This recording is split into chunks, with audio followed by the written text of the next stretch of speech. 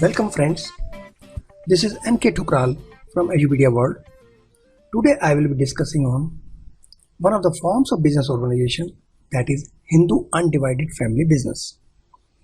Friends, before defining you the what HUF business is, let me explain you the background. The Hindu undivided family business or joint Hindu family business is a unique form of business organization which is found only in India. It is governed by the provisions of Hindu law, that is Hindu Succession Act 1956, and it is one of the oldest forms of business organization in the country. The basis of membership in the business is birth in a particular family. Mind it is only birth. By virtue of birth in a particular family, the member become in the organization of this type of business, and 3 successive generations can be members in the business. The business is managed and controlled by the eldest male members of the family, which is known as Karta or manager, and the decisions of the Karta are binding on all the members, and all the members have equal ownership rights over the property of an ancestor, and they are known as co-partners. Now friends, what is ancestral property? Let me tell you that if a Hindu inherits property from father, grandfather or great-grandfather, then such property is termed as ancestral property. And how it differs from other property? If a Hindu inherits property from any other relative or from his personal resources, then such property is termed as self-acquired property, and such a property is not simply inherited by a person only because of his birth in the family. So this is all in the Hindu undivided family business. Now let me further continue and tell you how you can define it. It refers to a form of organization wherein business is owned and carried on by the members of HUF. Now friends, you see in the slide, the HUF, all are the HUF members of this type of business, and in the center, the eldest person, the old man sitting, is called as Karta of Hindu undivided family business. Now to continue further, let me tell you the systems of inheritance under the Hindu law. And the system of inheritance, there are 2 types of system. Number 1 is Deyabhaga system. Number 2 is Mitakshara system. What is Deyabhaga system? This system prevails in West Bengal only. Under this system, both male and female members of the family are allowed to be co-partners. And what is Mitakshara system? Under Mitakshara system, this system prevails all over India except West Bengal. So under this system, only male members are allowed to be co-partners of the business. Now let me explain you what are the features of Hindu undivided family business. Number 1 is formation. For formation of Hindu undivided family business, there should be at least 2 members in the family, and ancestral property must be inherited by them. There is no need for any agreement between the family members, as membership arises by virtue of birth only. Further, it is governed by the Hindu Succession Act 1956. Second feature of this business is liability. The liability of all members is limited to the extent of their shares in the co-partnership property of the business. However, the Karta has unlimited liability, that is, his self-acquired property can also be attached for paying the debts of the business. Next is control. The control of the family business lies with the Karta here. He is authorized to manage the business, he takes all the decisions, and he is responsible also.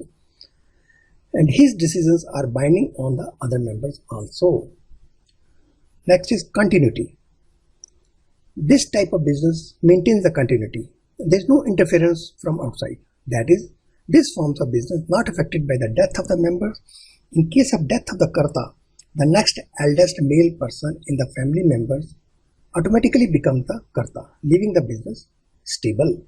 However, the business can be terminated with the mutual consent of all the members.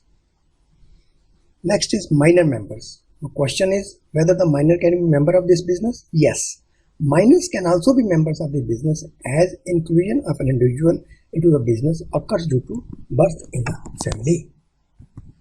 Now let us see what are the advantages of Hindu undivided family business. Number one is effective control.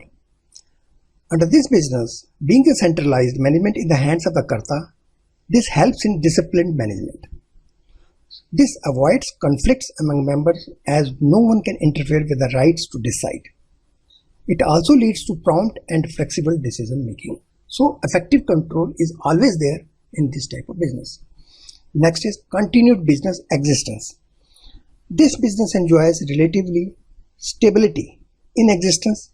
Death of the Karta will not affect the business as the next eldest members will automatically become the Karta and take up the position. Hence, operations are not terminated and continuity of business is not threatened. Next is limited liability of members. Another advantage of this type of business is liability of the members. The liability of all the co-partners except the Karta is limited to their share in the family property. Hence, interest of all members are protected. Unlimited liability of the Karta raises the credit worthiness of the firm. Next is increased loyalty and cooperation. As the business is run by members of a family, there is greater sense of loyalty towards one another. There is a direct relation between effort and reward. So, Karta and all family members put their best efforts to increase the profits and reputation of business. Another advantage is better cooperation. As earlier I said, the business is run by the members of the family. There is a greater sense of loyalty towards each other. So better cooperation is always expected in this type of business. So friends, we have discussed the advantage of this type of business. There are limitations also. What are the limitations of this type of business? Number one is limited resources.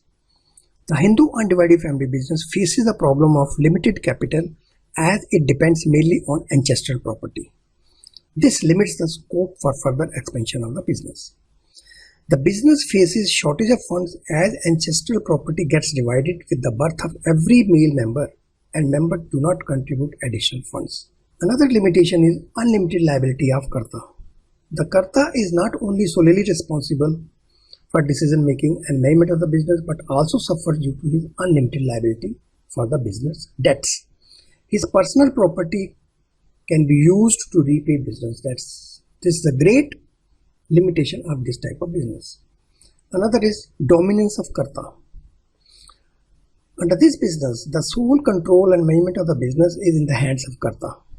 At times, such a monopoly control is not acceptable to other members. It may cause conflict amongst them and may even lead to breakdown of the family unit. Next limitation is limited managerial skills. As Karta has to perform all the functions of business, he may not be an expert in all activities of the business. His skill is limited and this may adversely affect the functioning of the business, which may further result into the poor profits or even losses also. Now friends, before winding up this business, let me repeat you the features of this type of business. As formation is governed by the Hindu Succession Act 1956 and under this business limited liability of members are there except Karta, control and management by Karta only, and continuity and stability is in the business. This type of business is there and minors can also be members. That's all today. Thank you. Bye bye.